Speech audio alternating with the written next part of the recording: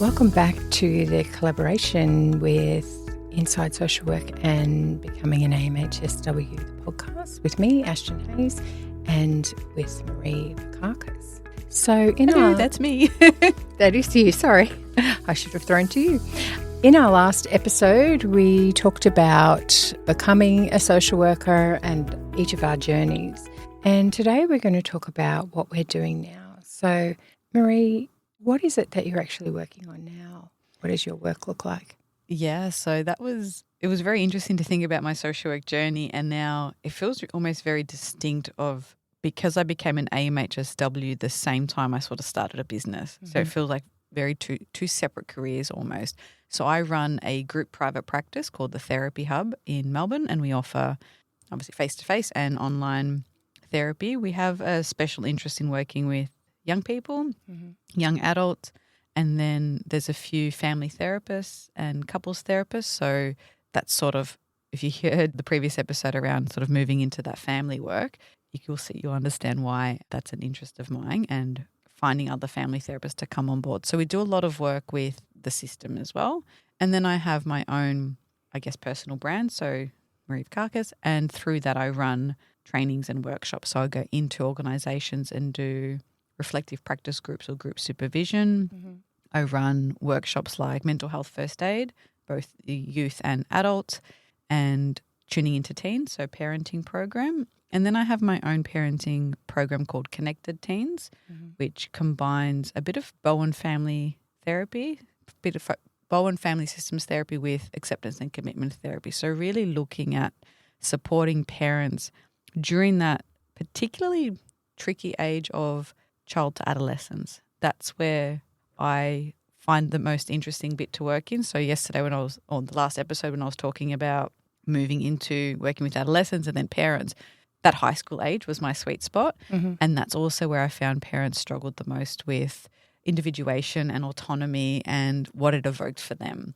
And so that parenting program is part of that. And I'm also working on a resource for therapists with innovative resources that will help have those kinds of conversations with families in the space that can be used DIY, so families can do it on their own, or in therapy with a therapist. So really trying to bring out that relational stuff. So I still have a strong interest in mental health and mental illness. Mm-hmm.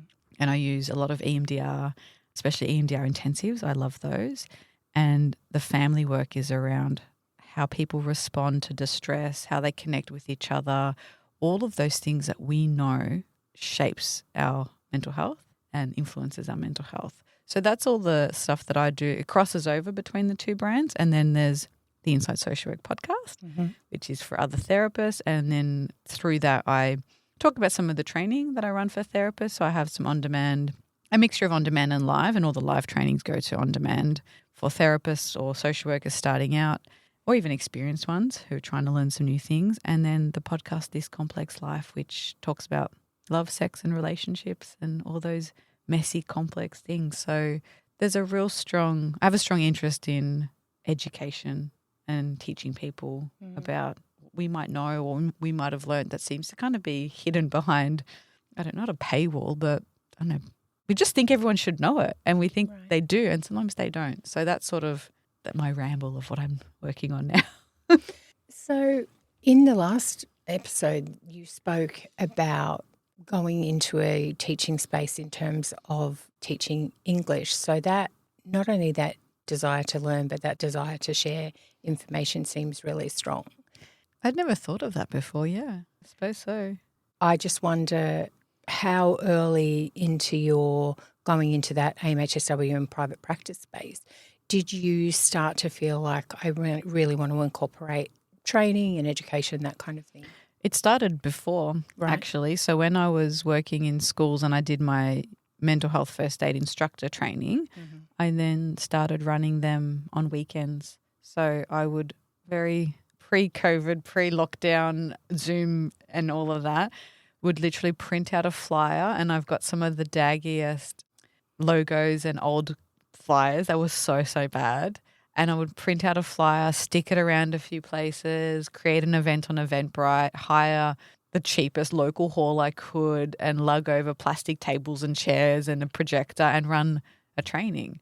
And so that started first. So I actually had an ABN because I used to do tutoring. Right. So I used to work with, I think it might have been McKillop Family Services. So I kind of worked with some of their kids in foster care as a tutor. Mm-hmm. Very short period of time. So I needed an ABN to do that. And so I had that there and I just ran events at the local community centre. So that started first, was the training. And then I sort of folded that into the therapy hub, and now they've sort of split a little bit because with the changes through COVID, what it did was create a lot of opportunity for those programs to be digitised and offered more readily available online. So now I can run them all over Australia, and I have and I do. And if you want me to train you, please get in touch. So, yeah, that's always been part of it. Mm. Yeah, I really love that. And do you see yourself being able to offer training in distinct areas, or do you see them overlapping? So the overlap, this has always been hard to articulate, and I struggle with this when I work with business coaches, and maybe that's another episode. It is really that overlap of mental health and relationships. So even something like mental health first aid, it's not treating mental illness. It's how do you respond to someone's worsening of a mental illness or a mental health crisis. And so the most valuable, I guess, interesting bit for me in that is how do you approach someone? How do you talk to them? How do you help them feel supported? How do you encourage other support? And so it's around the context of mental health or ill health, but I'm teaching people the conversational skills to have those tough conversations. And so they are distinct. So I do run some, I guess, training around specific like anxiety or depression or working creatively with young people and how to adapt and adopt and modify maybe CBT for a younger audience. So I still help clinicians digest material and package it up for a different audience and treat mental ill health. And my other focus is on the relational side. So working on a lot of things around how do you help multiple people in the room navigate things like bereavement or a change in life circumstance or a divorce, a separation, a chronic illness. So all of those things do overlap. And that's at the moment piquing my interest at the moment. Yeah, I love that. And so you work across a wide range of people. What would you say was the youngest? Probably 7 or 8, but I don't work with that young anymore. When I first started, I sort of opened up myself to a range of different referrals until I found that sweet spot. And so even though I like working with younger kids and I've got my room has set up with toys and sand pits and all that sort of stuff, over time I found that I enjoyed a lot more the parent work because that's where I felt a lot of change could happen. And so now I sort of don't go younger than maybe 14. Right. Yeah. I think finding your niche is an evolutionary process, isn't it? It is, and I've heard different opinions around niching down, and yes, you might call it specializing. And what I encourage people to do is it does help just target your PD as well. Exactly. So at the moment I'm focusing on couples work, and so I've kind of set myself like a 2-year training program in my head. So that's how long I've got to do my certification. I'm reading all the books that the Gottmans have written. I'm absorbing training from other couples therapists. So I'm giving myself a sort of couples therapy 2-year intensive. And before that I was doing the same with EMDR. So I kind of like to have time patches. Otherwise you don't know what training to do, what webinars to do, what conferences to go to. It feels really overwhelming. So sometimes I like to set a kind of topic or a theme and just focus on that for a little bit. And then something else might be curious. I might do like some somatic work, but I might bring in that somatic stuff into couples therapy or anything I understand about trauma. I'll either put that in the EMDR category and how I treat that in the room or the psycho-ed and information that I bring into the couple. So I try to have a few different things that overlap and complement each other, but I don't like being so, air quotes, holistic without a strong theoretical reason of this is what I'm doing and why. Yeah. I want to have a strong why and a strong case conceptualization and then bring in those other things as tools rather than just being like, I'm let's try this and let's try that. And I think that's really confusing for clients as well. Yeah, I agree. And I think that when we are able to find what aligns with what lights us up, to use a phrase that's been used a million times, I think that does translate into longevity in the work, and it translates into better outcomes for clients for sure. Yeah, I think that's always been something I've focused on even when I wasn't self-employed. Mm-hmm. And so maybe it's not a portfolio. I mean, I've kind of got a portfolio career, I guess, at the moment with all these different things. And even when I was employed somewhere else, I had practice groups that I attended outside of the workspace. I had group supervision that I attended. I had charities that I supported. I looked at all the different things that I needed to feel fulfilled and energized, and found ways to put them in. And so there was always a working group or an event to organise or a fundraiser. So when I worked in schools, I got involved a lot with outdoor education because I was one of the few female staff members who was happy to go on a multi-day hike with a whole bunch of teenagers. And so I was happy to do that. And then we, did the Great Vic bike ride. So I kind of got to find ways to do things that were maybe a hobby or an interest and aligned to the work, and then have something on like the project on the weekend or students on placement or the podcast. So you don't have to be limited by just what you see in front of you. And there's so many ways to get involved with charities, with organisations, with creative endeavours, with side hustles that feel energising or I guess meet different needs you might have from work. That's how I've been looking at it. That's a great way to look at it. How do you look at it? What are you doing now? Where are you? You grilling me for 20 minutes? Where am I? I think it's interesting when I look back on what I had planned and where I had started. I think very early on in my career, I was, as I've mentioned before, I did social work as a mature student. So I'd had lots of experience out in the workforce and at varying levels out in the workforce. And so I think fairly early on, I moved very naturally into mentoring and leadership. And I think for me, what that looked like was being able to see gaps that could be filled in a way that was beneficial for the agency that I was working with, or ways in which I could support staff and bring them up to feel empowered and be able to continue the work without burning out. And so that looked early on in my career, that looked like supervision. So as soon as I could, under the SSW, which was 2 years post-qual, I did. And so where I'm working now, I kind of have two spaces. So I have the Ashton Hayes Co Consulting, which started as just me, but one of the amazing things about it is it's grown, and I've been able to work with a bunch of other social workers and support them in their own private practices. And so I do a lot of supervision, mentoring, leadership, both individually, and there are some local agencies. I'm in regional New South Wales at the moment, but shortly moving to Melbourne, where I work with agencies in the area to do group reflective practice. But we do a lot of our work online, so our supervisors are across Australia, and they're able to connect with people pretty much in every state. And then the other side is Willow Tree, which is my counselling clinic. And in that space, I started off with children and young people, and as it progressed, I sort of started working more with adults. And I really love EMDR, so working in that trauma space is really important to me. I really love internal family systems and parts work.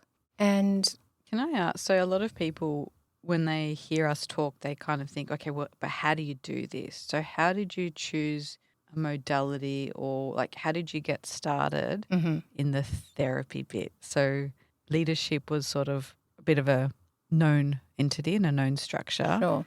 How did you move from that into direct practice counselling roles? Because I think it's so many jobs want you to have experience, but you need the experience to get the experience, and you can't get the AMHSW without working in a counselling role, but you can't work in a counselling role without some experience. So there's this back and forth. How did you? And I think one of the important things is if you're doing a Bachelor of Social Work, be open to experiencing lots of different roles. don't feel pressure to find a counselling role straight away, because the more experience that you have, the more you're able to bring to a therapeutic space. In therapy, it's about building relationship and understanding the multiple nuances that exist in a person's life. And so for me, I think I had been supporting my teams to be trauma-informed and therapeutic in their work, and alongside of that, doing that training and understanding around how being therapeutic and trauma-informed looked.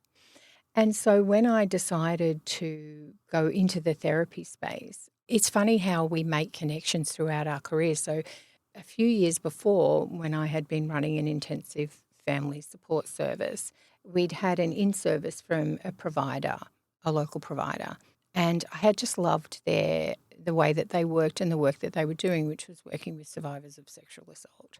And so I looked for a job with them, because years later I had thought I knew they were doing therapeutic intervention, and when a role came up, they took a chance on someone who hadn't had direct experience delivering therapeutic intervention, but my experience in child protection, my experience in working relationally with teams, my experience in running therapeutic teams and being trauma-informed was a big part of why I was hired. They were open to that. And then I just grabbed every possible training opportunity I could. I worked with an internal and external supervisor. So very early on, I went straight into external supervision because I was able to get something out of that. It was a little bit different and added to what I was doing, the internal work. So that's really how I did it. But I grabbed training courses. So not so much doing big masters or whole other degrees, but starting with small introductory courses and then engaging in the more deeper versions of those. So Introduction to ACT, for example, and then I went in a little bit deeper, in Introduction to DBT, and then a little bit deeper. But ultimately I knew that I wanted to work in the trauma space. And so EMDR was the next best step for me. But I had been in practice for 3 years before I did my first level 1 EMDR. And now you've brought all of that in kind of together, but still separate. So Willow Tree, that's the Willow Tree side. Yeah. What about the Ashton Hayes and Co or Ashton Hayes Consulting? Mm-hmm. That's a unique offering. It is. So when I was doing my mental health accreditation, I really struggled to find targeted support in terms of both supervision and support with navigating the application. I didn't find any at the time. Yeah, well, neither did I. It's not struggle. There was nothing. And so it certainly, during pandemic, or as we started to go into lockdown, more and more of my supervisees was asking me to support them with mental health accreditation with a view to being able to work from home as therapists, but as Medicare providers. And so I redid the entire application. I did not submit it, of course, but I redid the entire application so that I would be informed as to how to support people. And that started with a little Facebook group with 40 people in it, most people that I knew from either peer groups or other Facebook groups. We now have just under 4,000 people in that Facebook group, which are students as well as social workers from right across the spectrum of their careers. We'll put a link to that in the show notes so people can absolutely join. And I did that because, like I said, I couldn't find anyone to help me. I really struggled. There were a lot of chocolate incidents where I was eating way too many chocolates, and there were a lot of incidents of me feeling like, how am I ever going to achieve this? And I just didn't want other people to experience that. So the consulting side kind of came out of that. And then I can't remember, it's sort of a combination of both me feeling like I was answering the same question over and over again and people saying, God, I wish there was just a guide. And so I wrote the AMHSW roadmap, which has now been updated several times. But the purpose of that is so that people have everything there in one downloadable document. And we offer targeted supervision groups and that kind of thing. But I think one of the really positive things that's evolved is that I've been able to meet people who share my passion and who now work with me. And we come together as a team on a regular basis to make sure we're supporting people as best we can. We have a combination of AMHSWs and accredited social workers who share a similar vision. And seeing people go from, their first consult with me saying, I just don't know how I'm going to get there, or I'm not going to be able to do it, to having their own practice is just an absolute gift. It's one of my favourite things to come out of it. And there's a lot of myths about not myths, maybe around, there's difficulties in people figuring out what qualifications match that AMHSW application. So stay tuned, because we'll do an episode on FAQs and myths. But there's an interesting journey there from wanting to study law, legal aid, to criminology, to now having sort of two businesses working, the therapy side and a consulting, training, supervision side. Yeah. And creating resources and learning about web stuff and user experience and podcasting. Yes. You didn't mention your podcast. I didn't mention the podcast. Which you have not had me on as a guest until this collaboration. So naughty, I've had you on mine. Yes, I need to be better at that. Yes, I asked you on this February 2020. 2020. I should have reciprocated. Unsolicited DM on LinkedIn. I think a lot of my contacts have been unsolicited DMs on LinkedIn, and I love that. I love how that evolves. But the podcast started as a way of supporting newly accredited social workers to share their experience, so that we were sharing that experience with everybody, What's it called so people can find it? It is called Becoming an AMHSW, Fantastic. The podcast. The branding is all around the roadmap or becoming an AMHSW, because it's easy to keep things, with one name. But yes, I'm thrilled that we're doing this collaboration, and we do have a series coming up about now you're an AMHSW, with people like yourself who are experienced and have these great thriving careers, just to show people what they can possibly do. Fantastic. So now that you said we're trying not to say the word fantastic too many times, I've said it so many times, maybe we should turn it into a drinking game. So if you've counted how many times we have said fantastic, or I have said fantastic, and I don't normally say it until you said I say it too much. Oops, and now I'm I've said sorry. it so many times. So fantastic. No. So our next episode is going to be around maybe some of the things that we've learned, maybe reflecting on what our younger selves didn't know or are surprised that we know now. So check that out. That'll be out following this episode. And if you missed the previous one around our social work journeys so far, have a look at that too. Please do.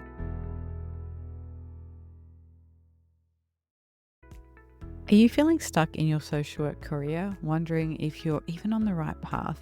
You're not alone, and that's why I created the Career Clarity Challenge. In just 5 days, you'll reflect on your values, discover your strengths, create a simple action plan, and learn how to use supervision as a real tool for growth.